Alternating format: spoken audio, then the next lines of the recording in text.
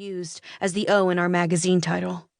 It was a clever accessory for the evening, but I allowed myself a beat of pride that my borrowed dress had pockets big enough for a lipstick, cash, and my company-issued cell phone. No bag necessary.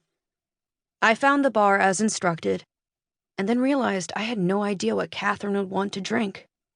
In light of her Sex and the City reference in the car, I ordered 2 Cosmos, tucked her clutch between my waist and elbow, and managed to teeter my way back to the step and repeat. By the time she finally extricated herself from the photography session, I was done with my drink and ready to start on hers. When she rejoined me, she grabbed the drink but not her purse. "Catherine," I held up the sequined clutch. She was hugging a fashion designer. "Do you need—" Then the mayor. I ended up following her around with that stupid purse all night long, leaving only to get drinks, which I decided to vary wildly as the night went on. If she noticed, she didn't say anything. And Catherine Lancaster would definitely speak up if she disapproved. These days, if I treated an assistant that way, I'd worry they'd take to Twitter or call in a blind item to page 6. But in the early aughts, a young writer like me considered it a privilege to do the grunt work for those who had earned their spot at the top of the masthead. I was the designated silent purse holder. The first call to the phone stashed in the very expensive pocket of my designer dress came as dinner was being served. My parents. I let it go to voicemail. Stupidly, I actually assumed they were calling because they were proud to have a daughter at such a lavish event. They had never heard of it, of course, but I tried to explain to them when I first got the invitation that it was highly unusual for someone at my level to be included.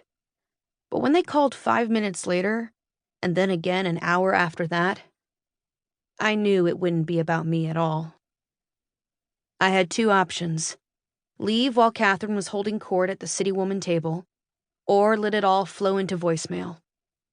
It was possible something was wrong with Mom or Dad, but in my gut, I knew it was probably something with Nicky.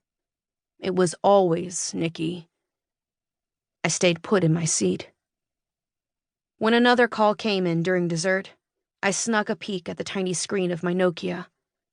This time it was from Nicky's house. Yep, as suspected. It was my sister's drama once again. Perfectly timed with one of the most important opportunities I'd been given since moving to New York City to pursue a writing career. This time, I turned off the phone before stashing it in my pocket.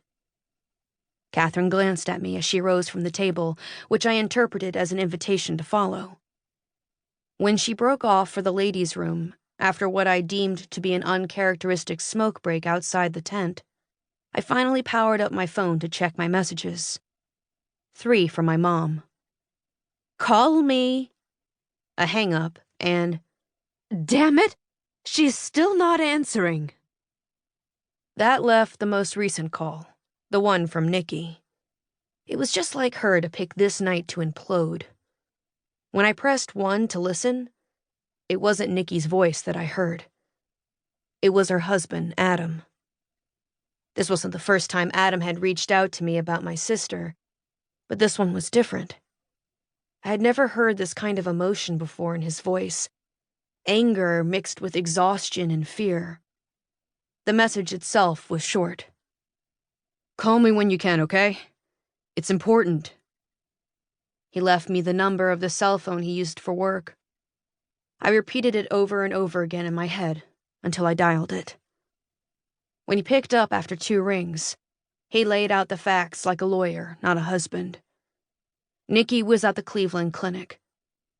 As he spoke, while A-list actors and socialites mingled around me, I pictured my sister, her long honey-brown hair plastered against her shoulder blades, pool-soaked clothing clinging to her thin frame. And the baby, I still called him a baby at least, spitting up chlorinated water from his tiny lungs. "I can't keep going through this with her, Chloe. Not with a child in the picture. She could have really hurt him. If I hadn't walked outside." I started to protest that Nicky would never hurt her son, but realized